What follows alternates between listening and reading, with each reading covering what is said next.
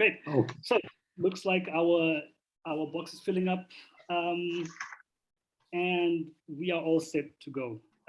Good afternoon, colleagues, and good morning to those waking up from the States. My name is Tendai Gotora. I am Director of Programs at Spark Health Africa. Thank you for making time to be with us for this event, being jointly hosted by Spark Health Africa and ExpandNet. Before I introduce you to one of our co-hosts, a little bit of housekeeping. So we will be recording the session, for posterity. You'd like to go look at it afterwards, or for members who could not make it today, we will make this resource available on our website. We'll also be sending a couple of links to help you join the learning network or the community of practice on scaling being run by ExpandNet. We will run 1 or 2 polls just to sort of know where you guys are from. We'd love to know where you're located, where you're working from, just so that we know how to tailor our messaging to you. Do feel free to use the chat box. It's open for you. Let us know, who you are, where you're calling in from as we get to know each other. Use it for the questions as you hear our speakers go through their responses. If there's anything that catches your eye, you'd like to hear more about it, by all means, use the chat box that's open to everyone so we can collate those questions. We also have the Q&A function available, but we do encourage you to use the open chat box so we get to know you and get to know your questions.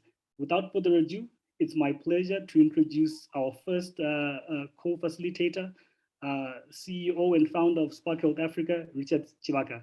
Richard, over to you. Thanks. Thanks, Tendai. A special welcome to our guests who are with us today. We are really delighted to have you. As Tendai said, my name is Richard Chivaca. I'm co-hosting this with my colleague Laura, who I'm going to introduce just now. Look, we are super excited to have this opportunity to spend time with you to talk about this important issue of learning from people who are on the ground as far as scaling innovations in the public sector is concerned. Now, before I talk about the specific aspects that we are going to follow today, let me just give some bit of a background to why this work is relevant to us as an institution and to us in the context of our partnership with ExpandNet. Spark Health Africa is a development partner based in South Africa. We support governments to develop resilient health systems. And we do that in 3 ways. There are 3 interventions. The first one is the transformative leadership and culture change program, which is really meant to help healthcare workers, the people who are running the healthcare system, to develop a different mindset so that they can in turn become change agents. The second one is the collective impact program. And we do this work because we recognize the reality that the challenges we face today require more hands on the deck. There's no one institution that can say we've got all the answers, right? So we bring here the development partners, the governments, the funders to collaborate in a radical way. It's not more of the same, but a very different way of doing things. And what we want to do here is to bring synergistic benefits by bringing collective force. And as a result, the quality of decisions made and the solutions are actually much better than if people are working independently. And then the third element also recognizes that as we grow this cadre of managers or healthcare workers that are supposed to transform the healthcare system, they need a network that supports them. And as a result, we developed what we call eCampus, which is a learning and networking platform. The idea is to provide an opportunity for managers, whether they're in the same country or across countries, collaborate, to share ideas, to share best practices. And it is in that context that we are collaborating with Village Reach, our partner, on the learning network and scaling innovations in the public sector. It's board of work that we are working with them, and I think my colleague Tendai will share the link to the learning network so that those who are interested will find more information about that. Now, in all what we are doing, the issue of impact is so important, very, very important, because at the end of the day, that's the only way we can transform our communities for the better. And impact requires scale. We cannot achieve impact without scale. And this is where now our partnership with ExpandNet is so exciting for us, because we are now bringing what Spark Health Africa does and what ExpandNet does in terms of our different competencies. For us, at the end of the day, we are saying we want the healthcare managers, the healthcare workers, to realize that and to be transformed to a point where they become change agents. But they need to be supported. And frameworks that have been tried and tested, tools that have been tried and tested to scale what is working are very important. And this is where ExpandNet comes in. They have got fantastic tools that, and again, we are going to share links here for those that have not had access to them to see the great work that they have done. So we realize, therefore, that tools on their own may not cause the shift we want. But at the same time, managers that have been empowered to think differently require support. And that's the convergence of our missions there. So we are really delighted to have this webinar that we are co-hosting with ExpandNet. So I've just given you a background in terms of why we are doing this work and why this work is so important. And in terms of what we want to achieve with all of you is to hear from the experts on the ground what they have done to scale the innovation so that we can learn from others, right? These are people with vast amounts of experience in terms of what needs to be done on the ground. And so it's an important session where we want to learn from these guys what works, how it works, and what doesn't work sometimes, so that we don't make similar mistakes. And in the process, we also want to generate awareness of the tools and frameworks, as I said, that ExpandNet has got, and to then identify those tools that are relevant to those of you who may be planning to scale your innovations and to scale the things that are working. So it is in that context, ladies and gentlemen, that we are hosting this important workshop. It is my pleasure, therefore, to introduce our speakers. First of all, we have got Esther Okello, who currently works at the Lake Region Economic Bloc in Kenya as the technical lead for the education training pillar and the gender, youth, and persons with disabilities pillar at the Secretariat headquarters in Kisumu. She has got a lot of experience in scaling innovations, and she has got a very important story to share with all of us. Then we have got Edward Kataika. He's the director of programs at the East Central and Southern Africa Health Community, EXA. We are really delighted to have you here, Edward. We have got Paul Nyachae, who leads the East African Hub of the Challenge Initiative, which is locally known as Tupanje Pamoja. I did ask Edward, Paul, this question, like, what does it mean to say Tupanje Pamoja? And he said, planning together. Very, very important and pertinent to this discussion today. And then, so these are the people who are going to speak today. We also have got Rosemary, who is the manager of NCD's food security and nutrition at East Central and Southern Africa Health Community. I welcome Rose. So those are the four panelists that we have this afternoon or this morning, depending on where you are. And how we are going to do this is that we are going to ask them questions, they will share their experiences, and ladies and gentlemen, feel free, as my colleague has already indicated, to use the chat function to ask questions.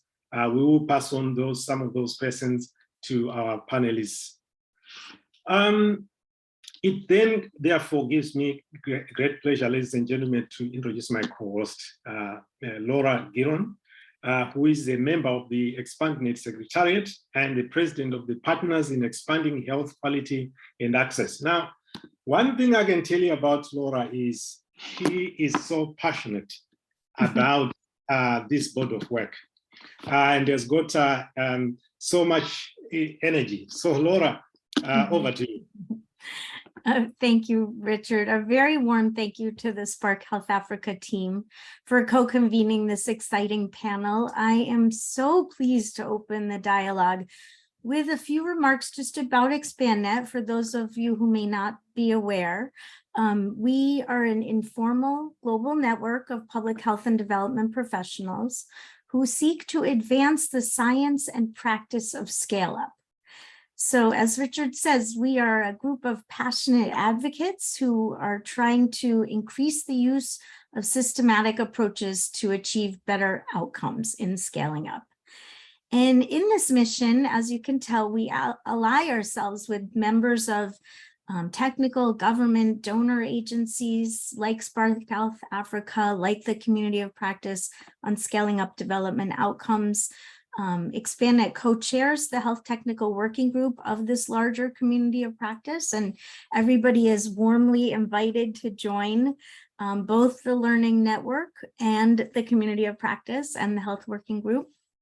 And my colleague Kelly is going to pop the URLs for those into the chat. And also, of course, you can email me anytime. So a little bit of background on how we came to this work. Back in 2003, which seems almost 20 years now, with leadership from the World Health Organization and the University of Michigan School of Public Health, several of us were collaborating with countries in Asia, Africa, and Latin America. And we were working within a spirit of scaling up, but at the time we were recognizing there wasn't a lot of guidance on scaling up then. And so we also were recognizing other things about the scaling up task, namely that it's predominantly a managerial, political, and a policy task and not a narrowly technical one, say HIV related or TB related. One needed a lot of other skills as well, and those weren't necessarily taught in degree programs. And so one of the other things that we recognized was that a systematic planning process was really required for scaling up to succeed, and that leaving the process to chance wasn't really getting us where we wanted to be as a global health community. So if you could show the next slide, Tendai. One of the things we also realized at that time was that there wasn't a widely agreed definition of scaling up. And so ExpandNet prepared this definition together with our colleagues from around the world sitting around a big table. And we also developed a framework for scaling up that was based on extensive literature reviews from health and development, from the policy management sciences, political sciences. So I'm going to read out this definition. I won't be able to dwell on it, but just to say that each of those phrases in bold has its own special implications and warrants further discussion that we won't be able to have today. So our definition is deliberate efforts to increase the impact of innovations successfully tested in pilot and experimental projects so as to benefit more people and to foster policy and program development on a lasting basis. And that on a lasting basis, you probably can hear it. It points to sustainability as a major concern. And I mean, I could go on and on about the definition, but I won't. So fast forward, after we founded ExpandNet, in the mid-2000s, we prepared a book laying out country experiences with scaling up. And there's the book. And this was where we first laid out our framework in detail. And all these guides and this book were published by WHO at the suggestion of colleagues who we were sharing these first two publications with. They were requesting more something that would linearly help them with scaling up. Like, how can we actually do scaling up? And so that's when we developed our most famous tool now, which is 9 steps for developing a scaling up strategy. And this was intended to support the scale up of interventions that had evidence about their effectiveness in local contexts. So folks were feeling that the technical assistance that we were giving with the 9-step process, they were realizing that had they actually done their piloting differently, they would have been in better shape when it came time to scaling up. And so that's when we developed our most recent guidance tool, although we have another one since then, which is called Beginning with the End in Mind, Planning Pilots and Other Programmatic Research for Successful Scale-Up.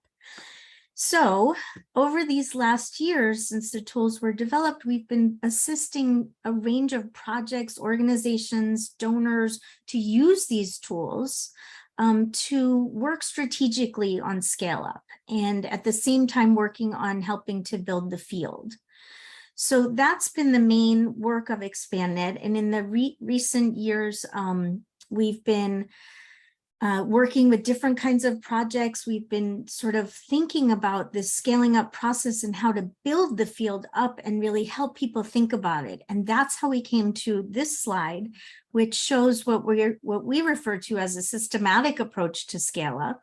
Also the scaling up trajectory, whereby projects would ideally be tested using a scaling up mindset.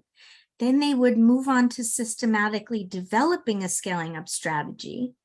But then, of course, one must pay attention to the scaling process and how it needs to be strategically managed in response to new learning, new developments. One must monitor that things are proceeding as hoped, expected. And so all of the tools that I mentioned really support different phases in this process. And we do have another tool that's forthcoming about this third phase of strategically managing scale up. So at this point, ExpandNet members have lots of learning from years of supporting different activities and in their scaling up work. And we're now turning to more rapidly scaling up, scale up capacity.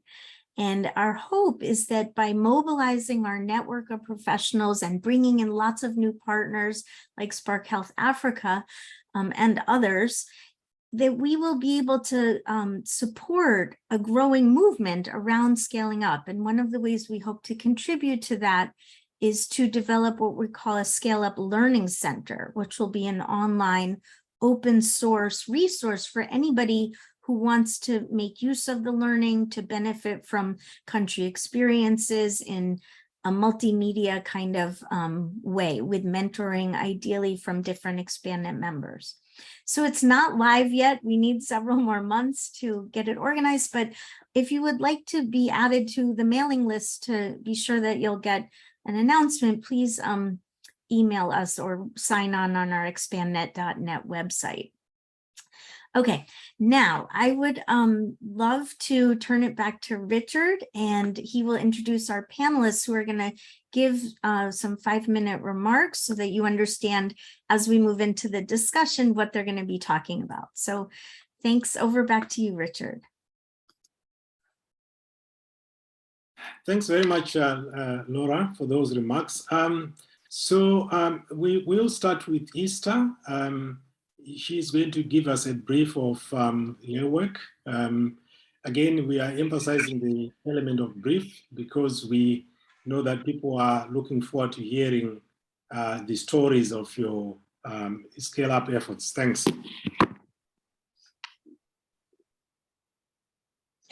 Thank you, Richard, and thank you, Tendai, for also putting that up. Once again, my name is Easter from Kenya, the Lake Region Economic Bloc. I work at the Secretariat. Up in the slides that Tendai is just putting up is just a brief overview of the background of the Lake Region Economic Bloc, more so for those who may not be aware about the existence of the bloc and what we generally do. So my focus on that slide is on the fact that we are consisting of 14 counties in Kenya. This is supposed to be with the mission to achieve a sustainable development amongst the counties through effective coordination, innovation, resource mobilization, and optimal utilization of shared resources, and enhance socio-economic integration for prosperity in the Lake region. Now, I'm saying this because this is important because our main role is a coordination role.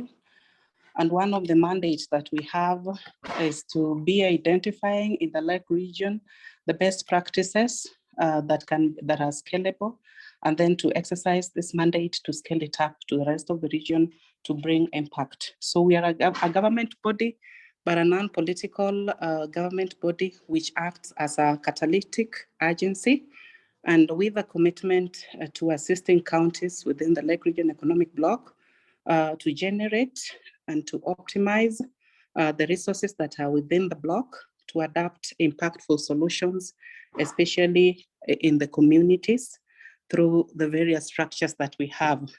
So Tendai, the next slide. We are talking about the basic structures that enable our operations at LREP. And this makes work a little easier for us because of the establishment of these structures.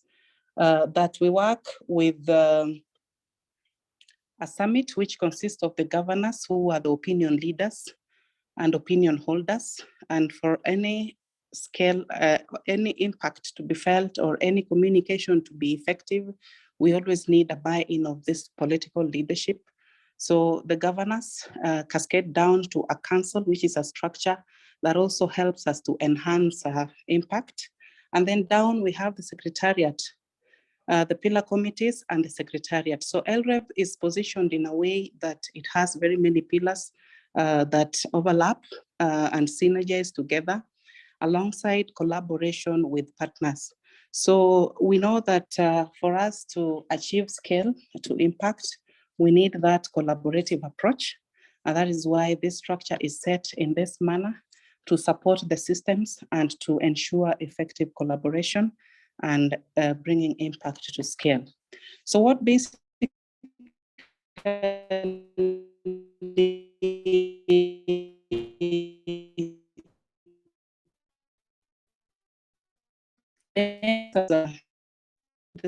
is just to highlight one of the practices that was an initiative which was done in Siaya County. So in the next slide, perhaps maybe we'll give a brief background of the intervention and a journey to scale up innovation of the nurturing care for early childhood development, which was piloted in Siaya County. And we thought that it's a best practice that can be adopted by the other counties. So I would like us to move Tendai to the 5th slide.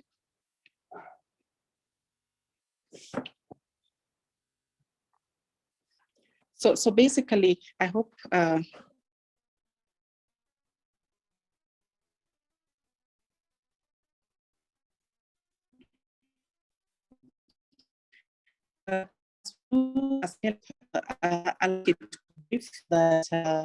we noticed that generally there are certain success stories. The success story from Siaya County, that is what we are now scaling up to the other counties. And I would like to highlight the model. I'm being requested to close my video. Oh, thank you. Yeah, thanks.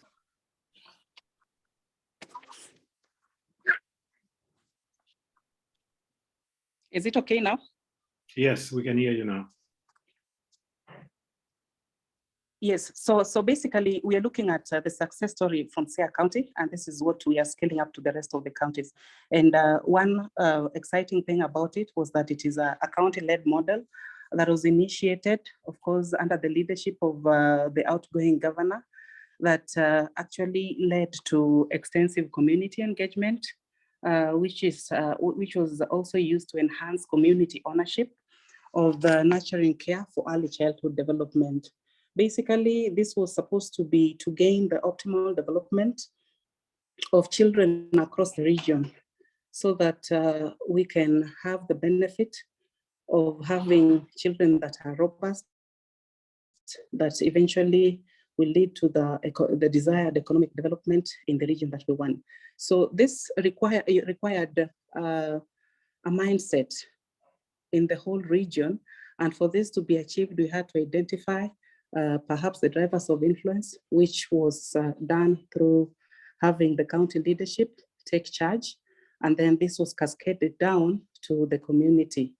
Then additionally, there was the initiation of a robust capacity building, which was done from the community level, from the caregivers through the community health volunteers.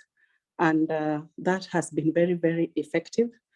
And then on the same note, in order to ensure sustainability, there needs to be policy and legislation which incorporated nurturing care across all the 10 departments within the county.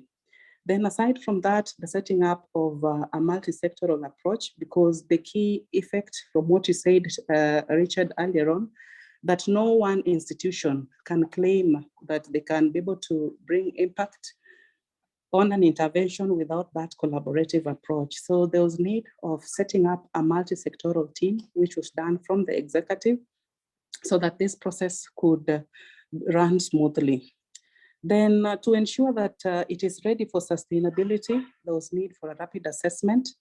And one way that the result, or rather the impact for the practice, it was realized when from the household level, there was evidence from Siaya County, the testimonies from the various household and the various caregivers in the region, that indeed this worked. And then the establishment of the various centers of excellence set aside within the community and hospitals, and also a robust development of the early childhood development education centers. And then thereafter, a situation analysis was carried out so that we could select early adopters that could easily support this process. And the ultimate deliverable in the next slide was to ensure that we have a population which is empowered to deliver nurturing care. So that is why as we scale up this process, it is important that we take note of some of the milestones that have been undertaken to ensure that this process runs smoothly. So if you can take us to slide 7. Basically, we had partnership initialization. And this is to ensure that there's a proper structure of working with the government. The partners would work closely with the government through a signing of a framework of engagement.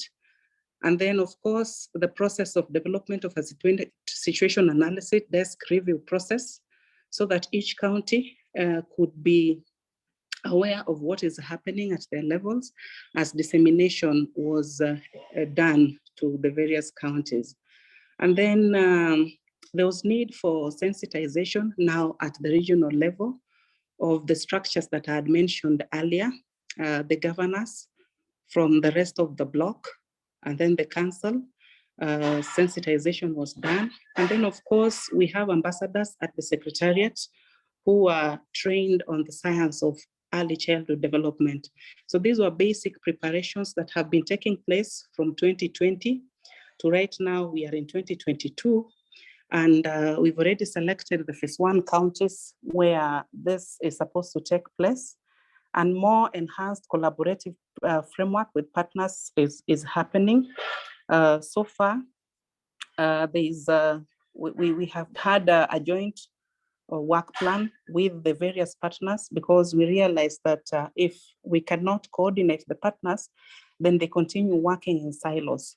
So the partnership has been enhanced by having a joint work plan so that we marry what we have at LREP and then what the partners have in place, so that there's easy coordination and monitoring of what is taking place at the community level. And then, of course, more consultative meeting, because again, it is a process that is beginning, so more consultation is needed between the partners and the user organizations, which are the government and the counties, so that we only do what works for the counties, because again, these counties are at different levels of development and have different priorities. So consultation is key here, so that it has to be county-led, government-led, so we fit into the structures and the programs within the various sectors of government.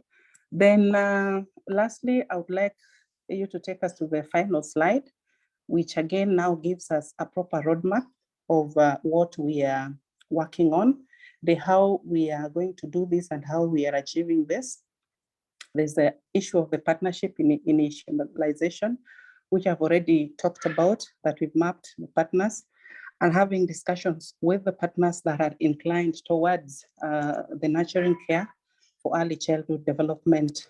And then institutionalization of this process is also happening by identifying the drivers of influence, the transmitters of this information, by identifying champions at various levels. And then, of course, making, or rather in the process of preparing a multi-sectoral team, which will happen in every county.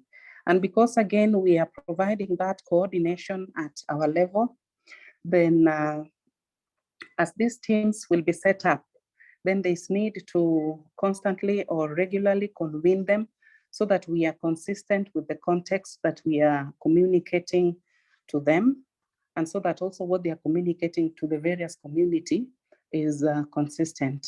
So that enhances effectiveness of this process of changing the mindset towards nurturing care for early childhood development. And then the execution involves a robust operationalization of the multi-sectoral teams that will incorporate now government and the partners. And then, of course, the process of adequate budgeting and planning and monitoring and evaluation framework. Then aside from that, we have also set aside strategies to enhance advocacy for public policy. And currently, because we are transitioning, Kenya is transitioning into new government. The counties are also receiving new leaders, have also received new leaders. We are planning that in the next 5 years, we incorporate the aspects, various aspects of nurturing care for early childhood development in the county integrated development plans, which are currently being worked on, reviewed from the previous one. So this is also one sure way of ensuring sustainability, because if it is going to be a government-led process, then once we've received that technical support from the various partners that we have, then we expect that the government will proceed with this. And this can only be done if it is incorporated in the development plans within the various sectors, so that there's more policy development and policy formulation and also implementation of this.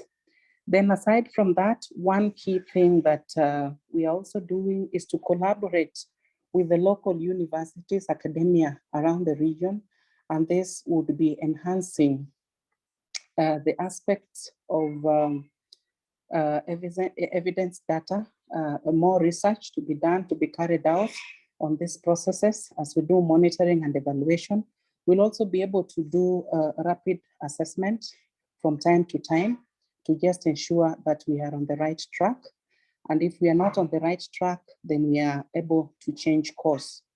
And this is not devoid of challenges, a few challenges here and there, which are being worked on at our level at the Secretariat. So I would, I guess my 5 minutes is done with that brief introduction, as I'm looking forward to more questions from the audience. Thank you. Over to you, Richard.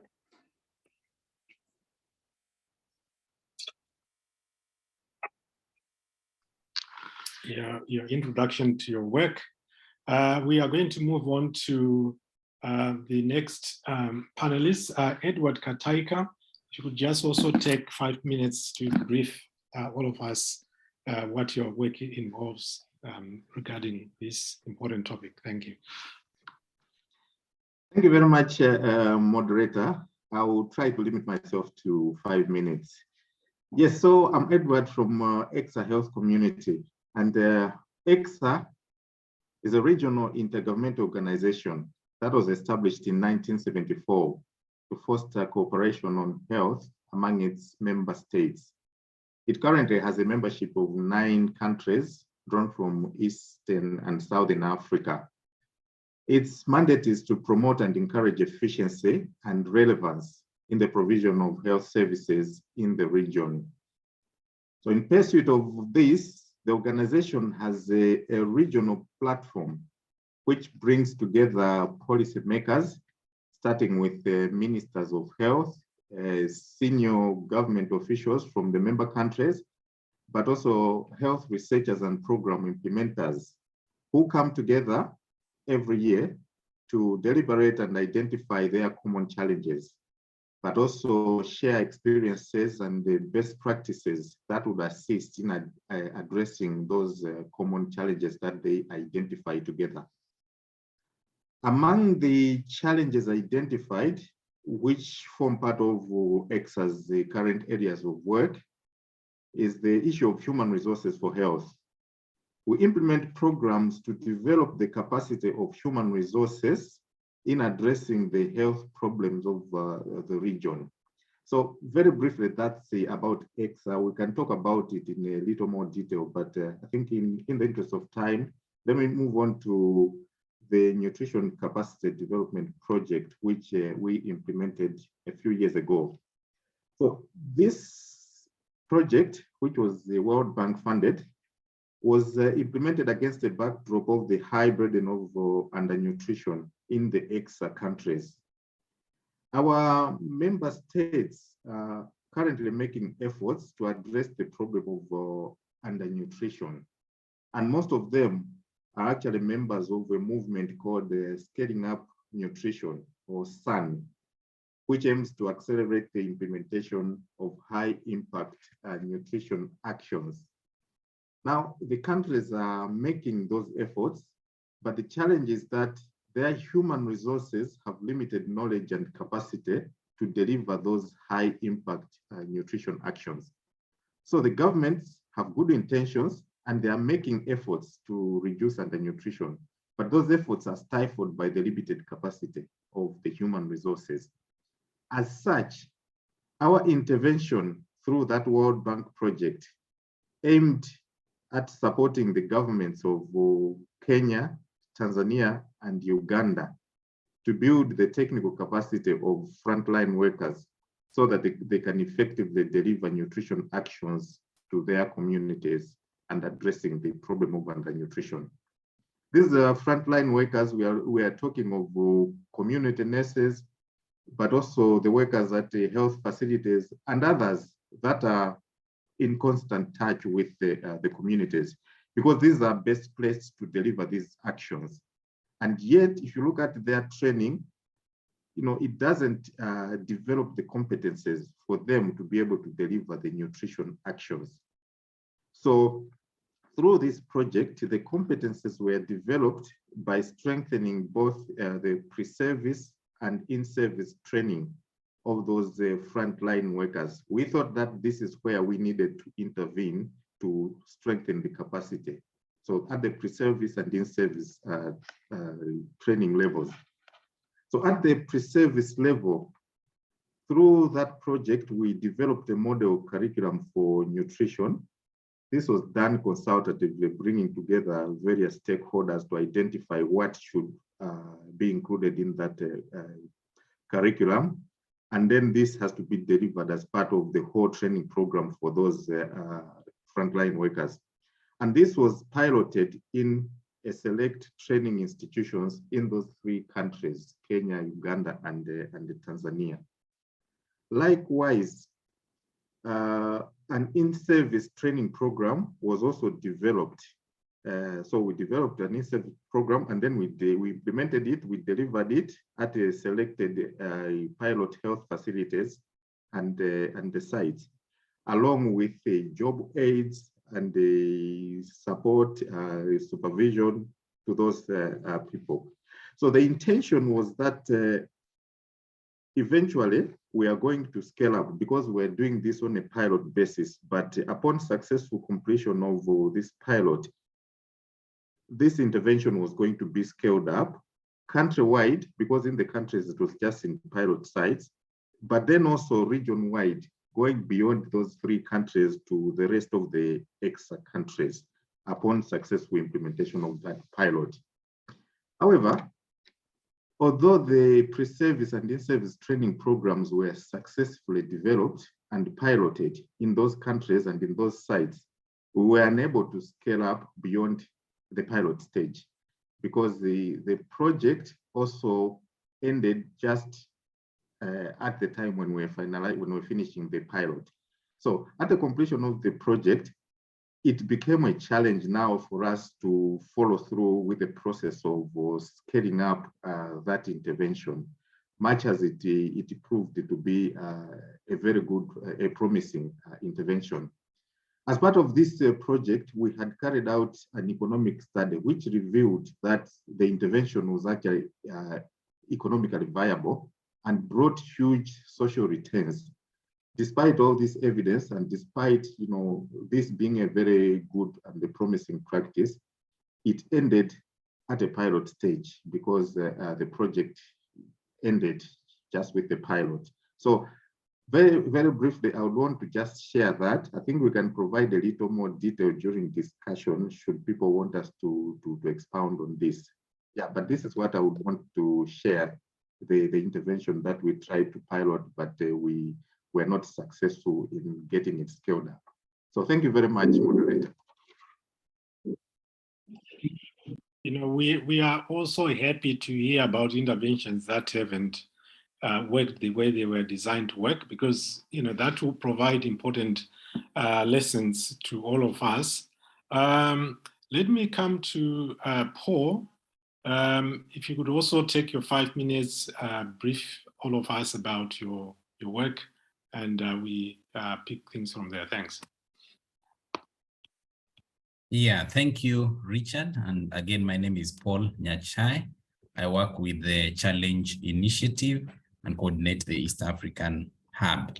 So the Challenge Initiative works globally in 118 cities, 50 of which are in East Africa. And this covers our work in Kenya, Uganda, and Tanzania. And that the hub is coordinated through Chapaigo. There are other parts of the program that also work in French West Africa, Nigeria, India, Pakistan, and Philippines. So I will be sharing maybe the experiences from the work that we have done in East Africa. Again, this is a program that is coordinated through the Gates Institute at the Johns Hopkins School of Public Health. The broad goal, it's really about how do we get greater self-reliance by local governments, or cities as we may call them, to scale up family planning and adolescent high impact interventions. Really, how do we take them to scale in all the cities that we have across East Africa? And again, by background, this is really, it's a follow on to what we had almost close to 10 years back on the Urban Reproductive Health Initiative, where we had the opportunity to do our work across 4 countries and to pilot various interventions that we would use to try and improve family planning or improve modern contraceptive prevalence rates, and be able to use to use the experience to distill a few that are most impactful that we are now taking to scale across East Africa. And we did have an opportunity to have monitoring, measurement, and learning teams to try and distill what really works, so that in this phase of TCI, we're able to take those interventions to scale. And really the interventions cover all areas in terms of service in providing services or strengthening services, the demand generation aspects, advocacy aspects of family planning, and also providing an enabling environment for the efforts to really go to scale. Again, as an initiative, we're really trying to improve how we transfer capacity to the local governments across the cities that we work in. And we do have a TCI University as one component through which we aim to transfer rapidly the capacity to local governments for them to be able to implement the high impact interventions at scale. And that includes, our efforts at coaching and also a community of practice that helps to exchange ideas. In summary, we have sort of 4 ways in which we work with the governments or the cities in these 3 countries. And really at the first level, we would have an expression of interest where we would be sharing with the local government teams that this is, this is the importance for, investing in family planning. This is why, or the benefits for doing this. We would sort of market and ask them to put in an expression of interest. So those whose leaders are able to, see the value put in and the expressions of interest, then we are able to move to the next level of doing a program design. And before we move at that level, then the expectation is that cities would put in resources, not just, verbal commitment, but actual resources that show their commitment to work or to strengthen family planning in their cities. And then we would jointly do a program design with the local governments and try as much as possible to embed it within the local work plans. And thereafter, provide support and coaching to implement the high impact interventions. And once as we're implementing, we work with them to ensure that they are the ones actually running the interventions and are able to have capacity and be able to scale them within their cities. Thereafter, we monitor, and once they reach certain metrics, we say we're able to graduate them and they're able to move to the next level. So that's sort of the summary of what we are trying to do at this level, which essentially is trying to take high impact interventions that have been proven and tested, trying to take them to scale, and while doing it, ensure that we're able to sustain those gains. Thank you, and back to you, Richard.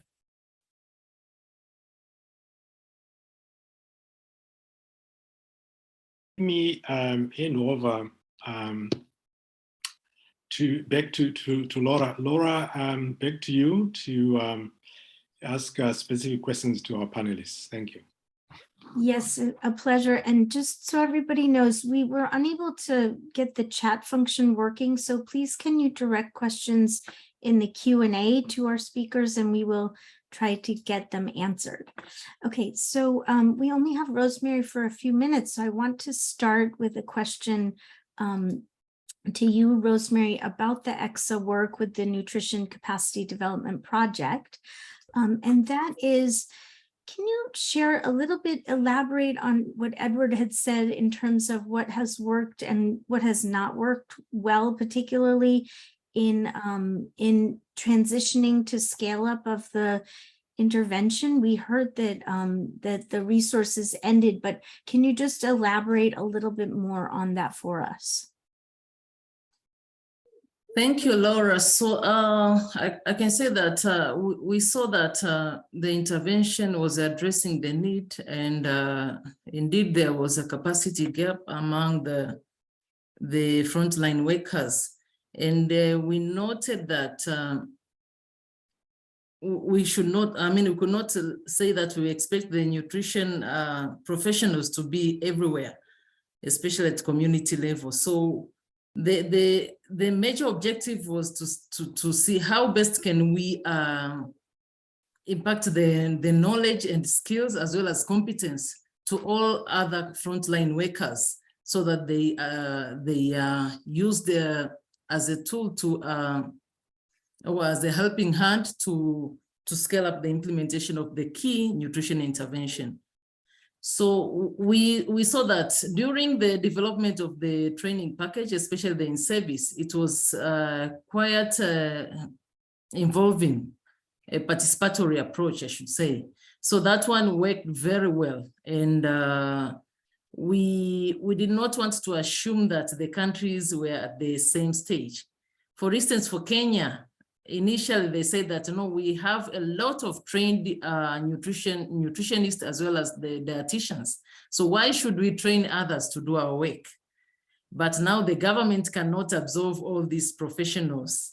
So we had to pose a case, appreciating the people they are trained, but they are not absorbed in the system.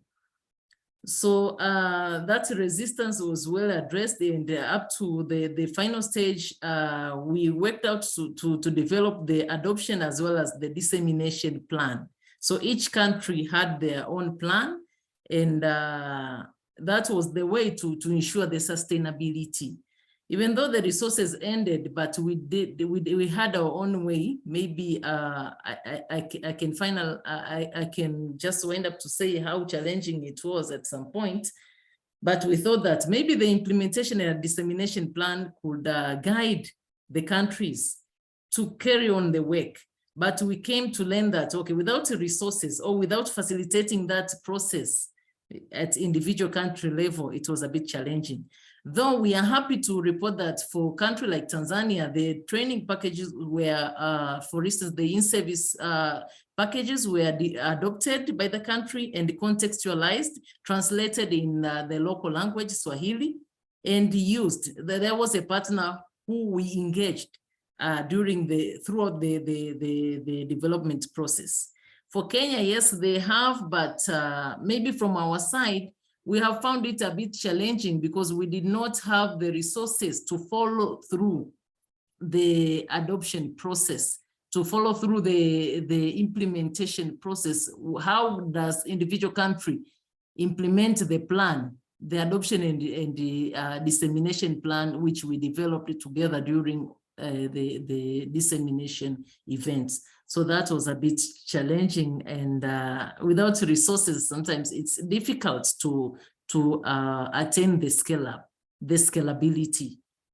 Yeah. So, and before we let you go, do you want to share any sort of zoomed out lessons from a scaling up perspective from this experience that either EXA draws or that you'd like to share with the global community about, you know, what can be productive for supporting scale up, or what can be counter to successful scale up?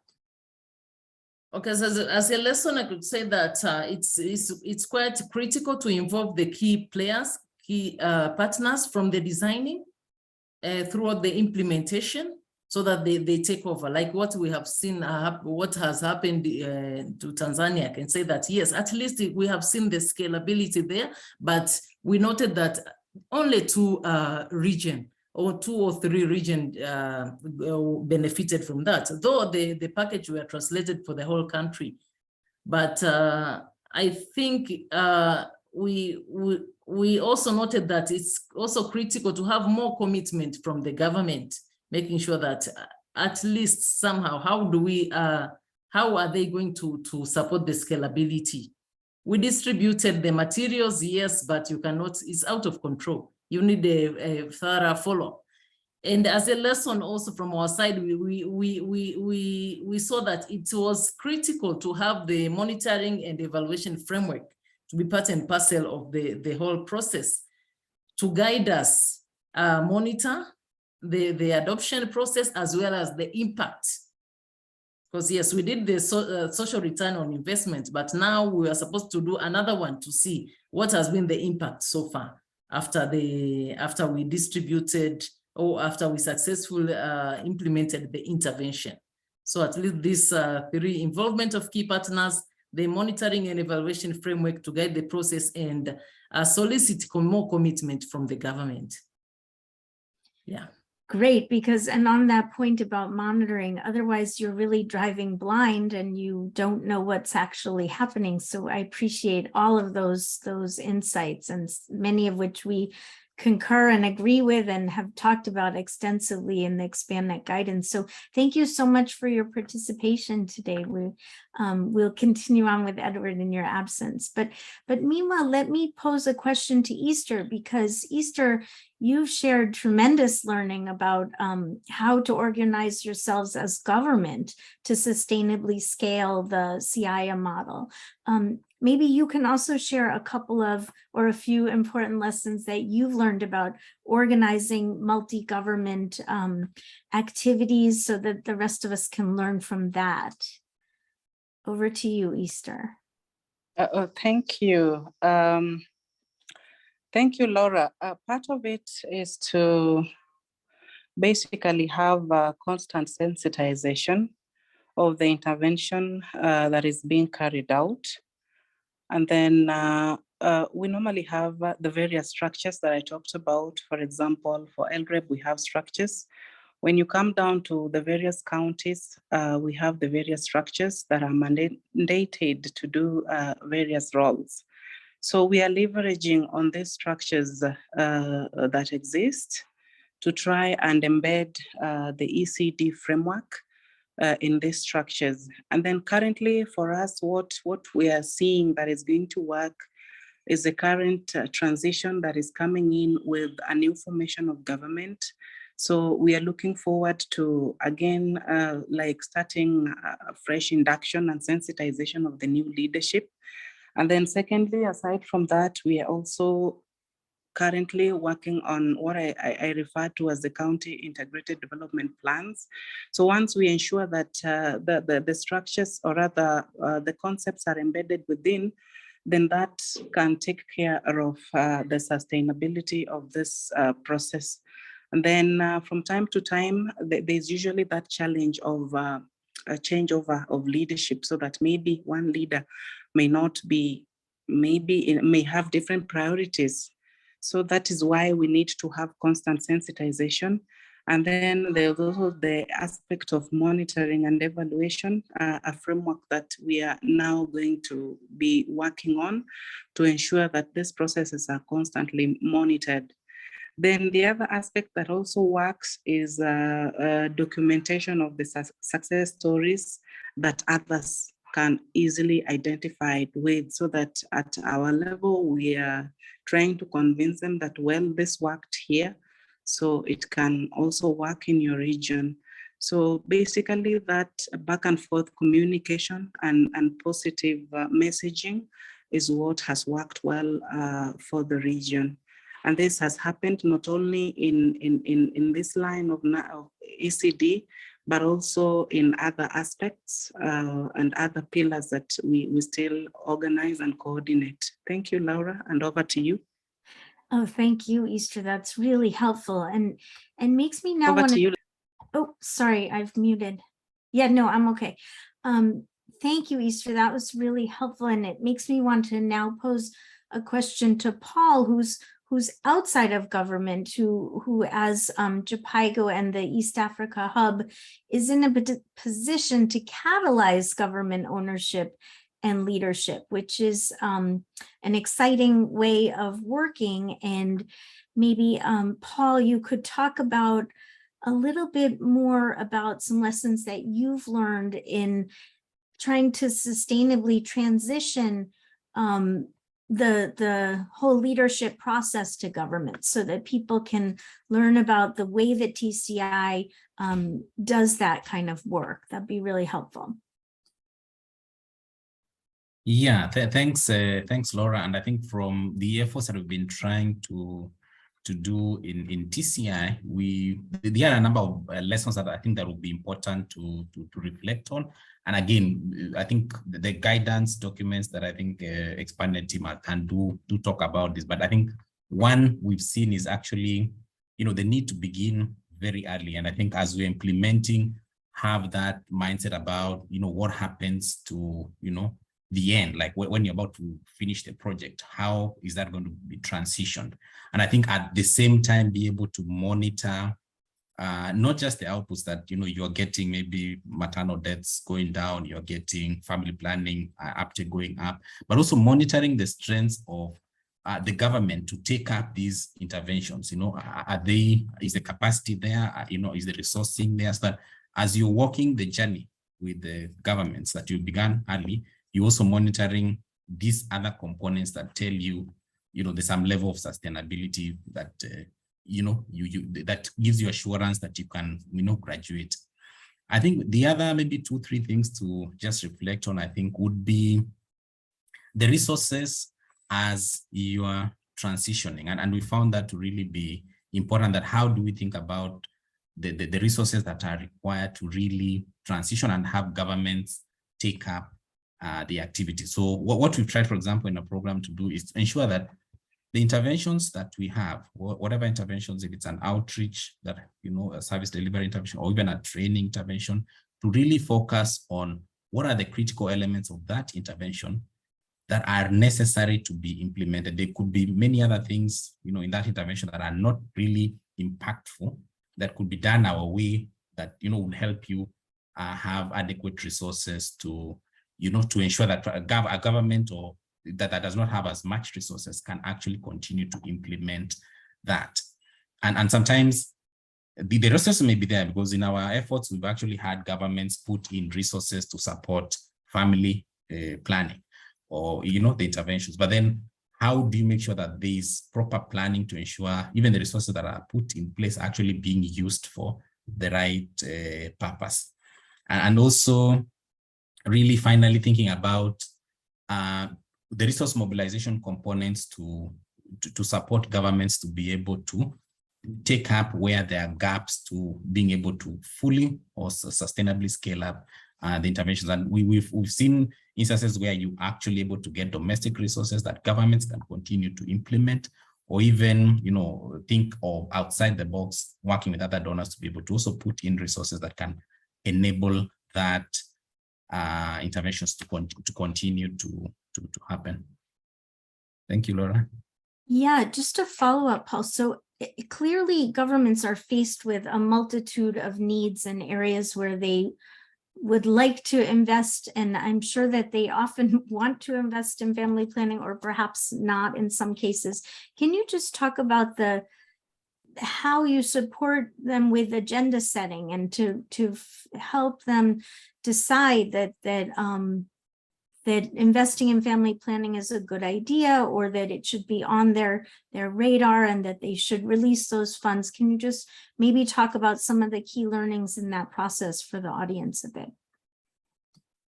Okay, so I think in terms of the importance of family planning, we do, for example, when we are engaging with the cities, we do have what we would call like a marketing effort to be able to put the value for family planning. I think we know, for example, family planning, we say is the second best investment that, you know, a government can make to its people, and do give the basis for why we think they should invest on family planning and advocate a bit. Then we would expect that as part of, for example, partnering with the Challenge Initiative, that they would also put in some resources to be able to support. And I think in our model, we have an opt-in model, so that if the leadership does not really believe, then we'd say, and are not able to put any resources, to say, okay, perhaps we need a bit more marketing, and we would move perhaps to another city and be able to, you know, engage with them. And if they are able to put in resources, then it shows that leadership commitment to you know, to really move forward. I think also in terms of working with governments, we've also had to, you know, to think through, you know, in that transition into sustainability, in terms of how we structure our processes so that they are in line with government processes, so that they are able to take up the activities, you know, rapidly. For example, if you are doing even program monitoring, we are not introducing our own tools and processes, but rather using, for example, the government processes, and showing them how that can happen for them to take it up. Great, thank you. That's really helpful. And so now I want to bring the discussion back to you, Easter. I hope that's okay. And that, you know, I was very wowed, impressed, and eager to hear more about how LREB kind of facilitated this multi-government, multi-sectoral planning process. I think that's a real exemplar for us to learn from. So, And one of the audience members had asked you a question about this too, which was, and you did talk about how as new government leaders come into their new positions with elections and whatnot, you have to spend time cultivating them and teaching them about the intervention package and why this is important. So if you would just talk a little bit more about this learning about how you're so effective at mobilizing other government agencies, the implementing partners, the donors, to all sort of rally behind the scaling process that you've outlined. I think we all have a lot to learn from that. So please go ahead. Thank you, Laura. Once again, I would say that what we provide is a platform for learning, so that in what we call a summit, we would have a convening for all governors, the 14 governors together. And then that would give an easy platform for learning and intervention, where we would have maybe from the counties that this was piloted, also talk about this process. It's not an easy process though, but that is what we do constantly. And then we've also had to get the partners through partner mapping and identifying what each partner is doing, to have a collaborative way of engagement, so that with the partners, that implementing partners that are working on ECD, we have a joint, some sort of a joint work plan that now helps us avoid duplication of roles, and gives us a clear pathway of working on this. So basically, that is what has happened, so that once we get the buy-in of the governors and having them to sign the MOUs, then follow-up become easy at that level, so that it's actually replicated down to the community level. So the question that was asked about ensuring that with the change of government that this doesn't happen, we also have been planning to do more induction, especially on the new governors are coming on board. Remember that we also have others that are still continuing, know about what we do and our mandate and our role.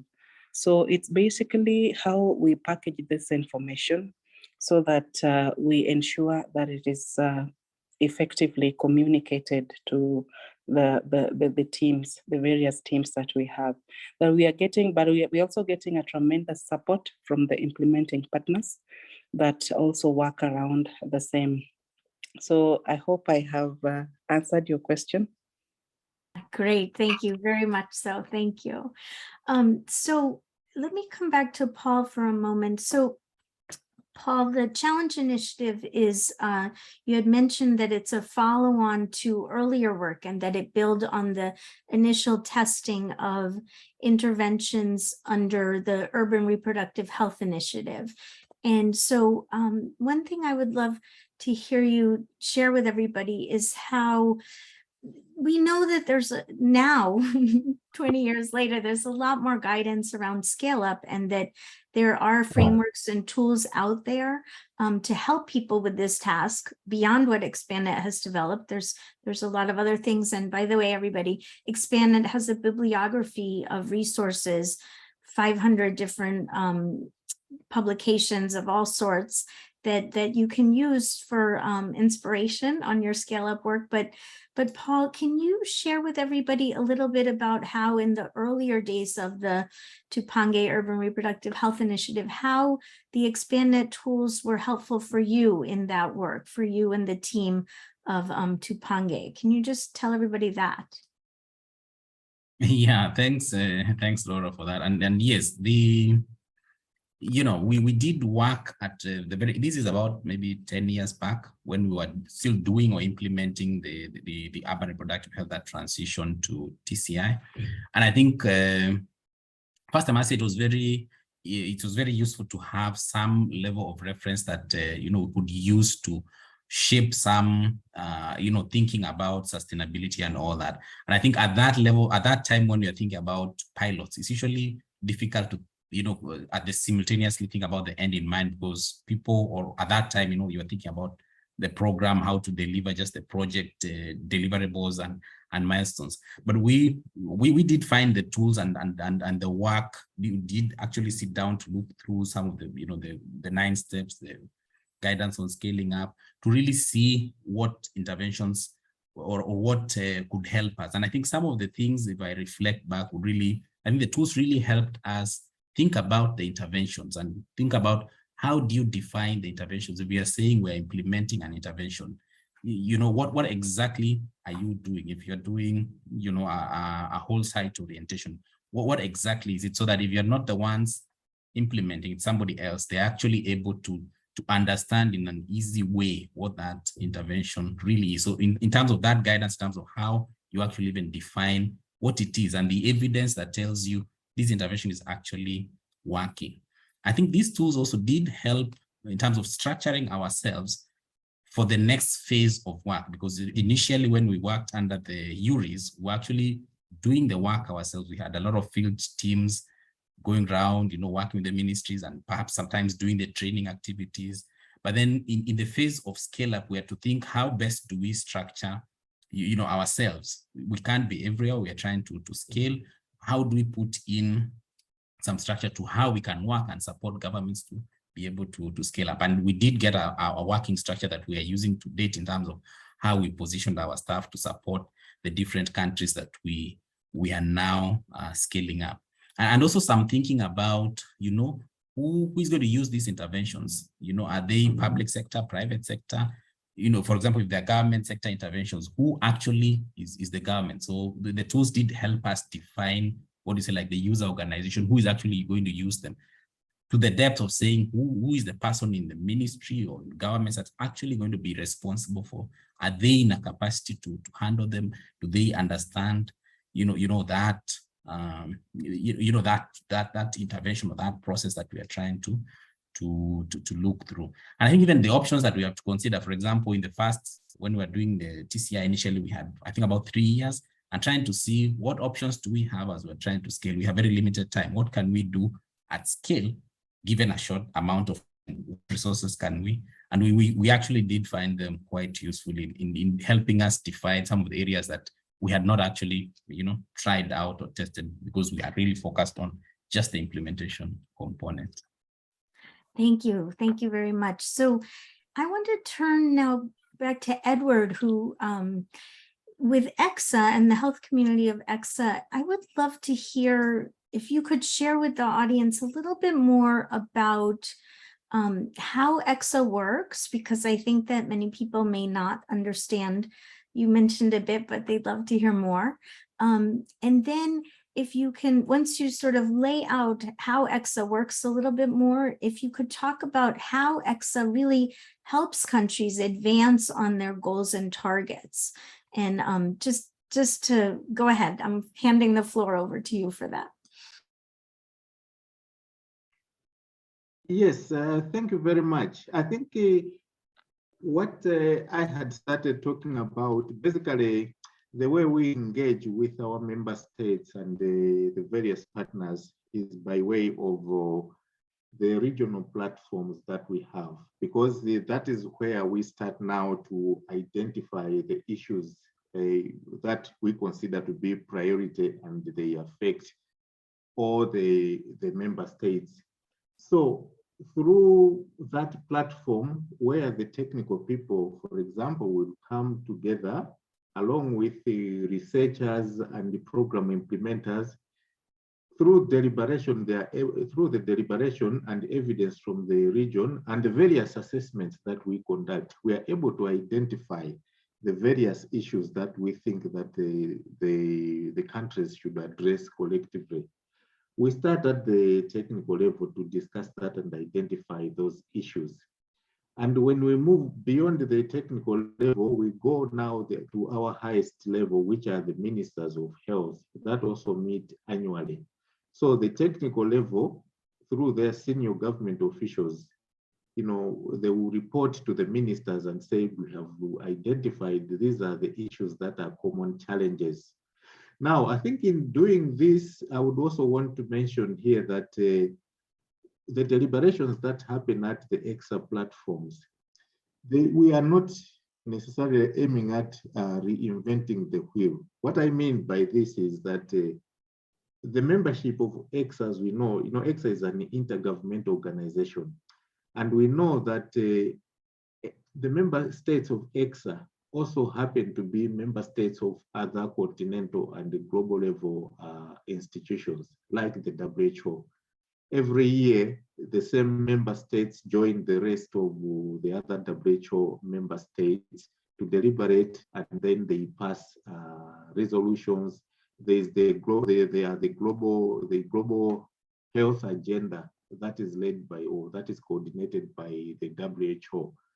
Our intention is not necessarily to come up with our own parallel agenda, but to look at what the countries have already agreed on and committed to do at the global level.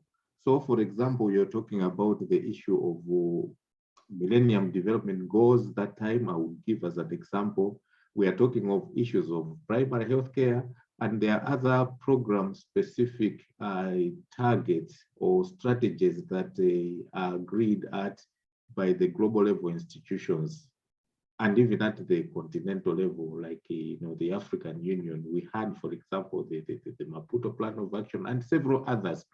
So basically, what we do ourselves is to deliberate and say, okay, we have this global level agenda. How best can we support our countries to accelerate implementation towards achievement of those goals? And then we try to identify what the bottlenecks could be. So our focus mainly is to address those bottlenecks that the countries are experiencing at their level, but then of course, keeping in mind that ultimately, we would want the countries to achieve the global level commitments that they have made. So basically, this is how we work with our countries. We always keep in mind that there's that global level agenda.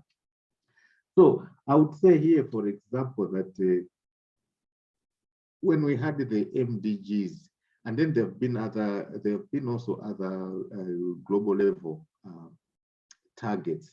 For example, the Stop TB. Now we're talking about the End TB. One of the things that we identified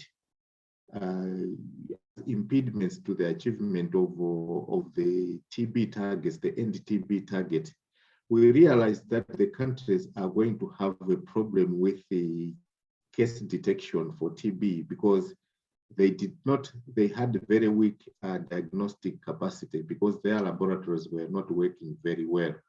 So as EXA and through our platforms, we identified the issue of diagnostic capacity, weak diagnostic capacity.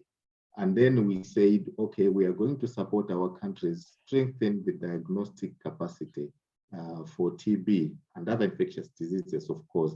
But the aim was to contribute to the End TB goal. So we have been working with our countries. And of course, we bring in other technical partners like the WHO to help us with the assessment of the laboratories and identify areas where they would need to strengthen so that the laboratories are working very well, are accredited, and they are able to diagnose TB early and then address the problem towards ending the TB. So this is, I think, as an example of how we work with our countries.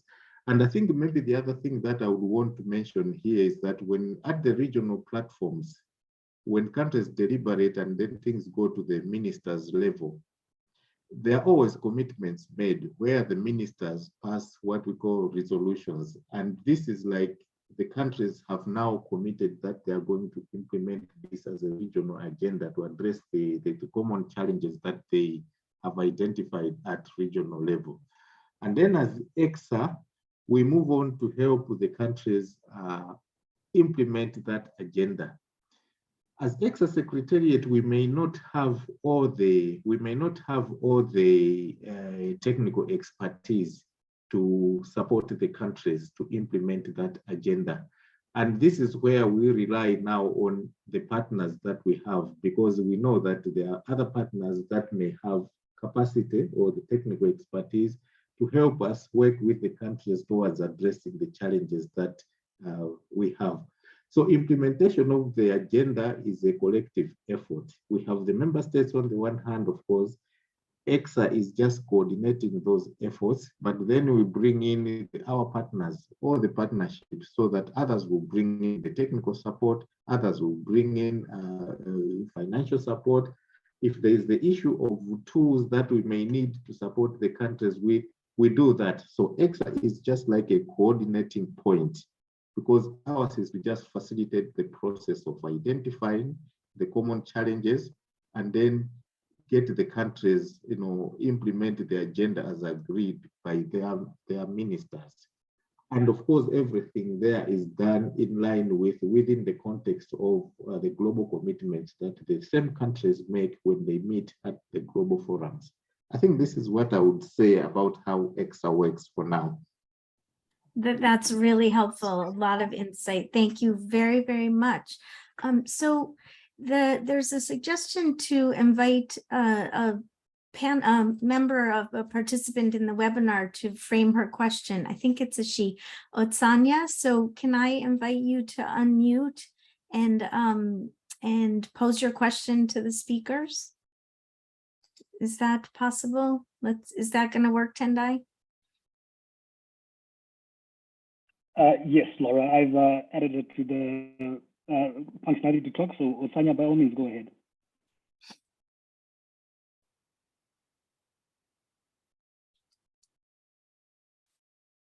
Is it working? I'm not hearing her.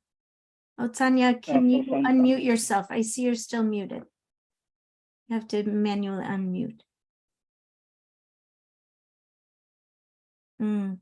This doesn't seem to be working. So, Richard, you had a question for one of our speakers. So let me give it over to you.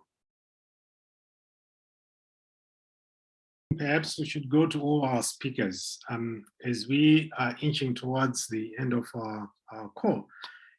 It's really great to hear all the work that they are doing on the ground to further the interests of scale.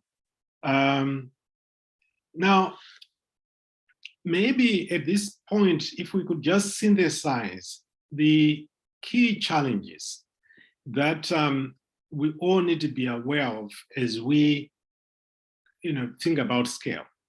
What are those key challenges? And I want us to look at these challenges not just in terms of one aspect, but rather to look at the issues to do with the human capacity issues, to do with the mindset capacity issues, to do with the tools that people are using. Because you see, the issue around tools, for example, the tools can be made available, but why is scale not happening as fast as we would want it to happen? Given the fact that, I like, I think it was Paul who was talking about his experience with using these tools a decade ago, right? They facilitate the process of scaling. But why is it that we are not really moving as fast as we want? Because we want scale in order to achieve impact. So if you could just share with us those things that people need to really be mindful of that can get in the way of scale. Let me start with you, Esther.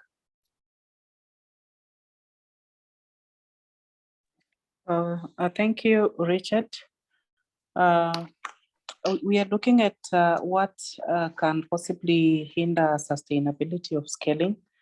And one aspect of it is the aspect of when we are we are talking about the start of a program, and then we are expecting that there's supposed to be that coordinated work between maybe those who are giving technical support, be it the implementing partners, and then the government on one side, because at the end of the day, it is the government to proceed with the rest of it.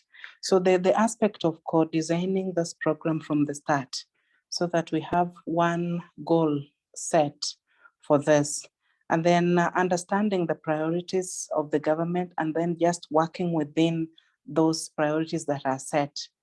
And then the other aspect is just trying to convince the stakeholders at that level that we need to have to optimize resources, because some of these aspects, for example, what we are trying to scale in our region, the nurturing care for early childhood development, may require very minimal resources, and sometimes it is very difficult to get somebody to understand that you may not need as much as you would expect to be using. So just understanding that it is very optimal, we can still optimize on the resources that are available to achieve impact at scale because of the nature of the intervention that is in place. So I think the key item is just working together and co-designing this process so that there is ownership from the start. So once we have the ownership, then charting a way forward and sustainability becomes very easy. Thank you, Richard, and over to you. Okay, thank you. Edward, in a minute or two, the same question, please. Yeah, thank you very much. I think my colleague Esther has already talked about some of the issues. Of course, we were talking about the issue of partnerships and the resources. Sometimes people may think that these things, these two scaling up may cost a lot of money, and when in fact it is not. But I think having worked with the government institutions for some time, I believe that maybe there are also challenges. I have seen that the issue of performance, I don't know how I want to put it. Governments don't focus very much on performance and achieving results. I have seen that a lot of times, you know, people are just working, I think, routinely, and they are not very much tied to achievement of results, so that they start looking at ways of impact, getting tools, using them so that they get impact. So, I mean, we need to address it. There's a whole range of issues that we need to start addressing gradually with the governments, so that people begin to see that, yes, I think impact is something that they need to focus on, and the impact should be rewarded. Achievement of results should be rewarded. Very often you see that a lot of civil servants, for example, they lack incentives, and they do not see any reason why they should be, achieving results, because they don't get much out of it. I think so people have resorted to just doing their jobs, routinely, without focusing very much on achieving impact or results. Yeah. Thanks, Edward. Paul, are you back? I'll give you 30 seconds because we have run out of time. Anything that you want to raise, please? Yeah, so sorry, my connection dropped, but maybe some of the, if I heard you correctly, on the challenges to consider. I think just maybe 2 or 3. One of them, I think in this journey of scaling up, is really the fear of adaptation, particularly when you have had innovations that have worked well, and you just know this works, so we keep on repeating the same interventions without really thinking through, how can I adapt, how can I make it easier and faster. And I think also we really think about quality at scale. When you're trying to scale up interventions, you'll have to partner with others, who, I guess, so you have to think, how do you ensure that, what I've been doing, if I've been working on, with the community health workers to implement maybe community-based risk, if I'm doing it at scale and everybody has to do it, how do I maintain quality so that, things, you're not actually running, maybe implementing in a way that's not efficient, or in a way that's not in place. And finally, I think we really have to think about also the pressure from where the money comes from. Sometimes you'd find the donor perspective also, they need to be perhaps educated a bit more on, the elements around sustainability, so that as a community, we are comfortable saying, for example, we can invest maybe a quarter of the budget thinking about outcomes or outputs that are really tied to, sustainability and scale, as opposed to just like trying to rapidly get results within the short term. Thank you, and back to you, Richard. Thank you very much, Paul. Well, we have come to the end of our webinar. We wish we had more time. And I think that is very clear from the discussion that we have had and the responses given to our panelists, that not only is this issue important, but it's also complex. So the issue of really planning in a thoughtful manner has been raised. Planning with the end in mind is very important. And then the issue of bringing the government upfront, not towards the end, but right from the word go, and all the necessary stakeholders that, as I said earlier in my opening remarks, all hands on the deck, right? It's very important, but therein lies an issue that has been raised, which is very important, that we have to think about how best to communicate, right?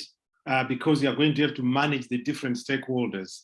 But being clear about your targets, your objectives, and being united by the common agenda.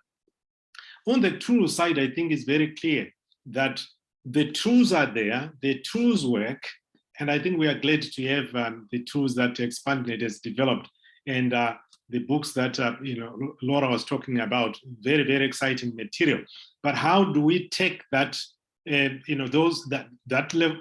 amount of resource and use it effectively? The mindset issue has been raised, that we need now to develop a different mindset that allows us to use those tools effectively. And I think what Paul has just said about we can be successful at a pilot stage, but scaling requires us to adopt and adapt.